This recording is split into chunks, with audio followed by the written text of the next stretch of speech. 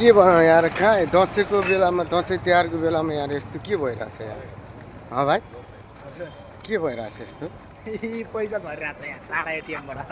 ल दर्शकहरूलाई देखाइदिए यार। चाडा एटिएमबाट पैसा झरिरहेको छ। अब चाडा एटिएम त एउटा हो चाडा।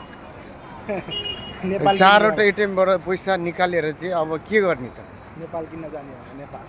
नेपालै किन्दिने? नेपाल किन्ने। हेट, नेपाल त नकिनौँ यार। हामी बाहिर बसेर अब नेपाल किन्दिने हामी नेपाल। भनेपछि अनिखेर एटिएममा यार एउटामा 1 लाख रुपियाँ, एउटामा कति छ अरे? सबमा 10 लाख, एउटामा 10 लाख हुन्छ अरे। अरूमा 1 लाख छ।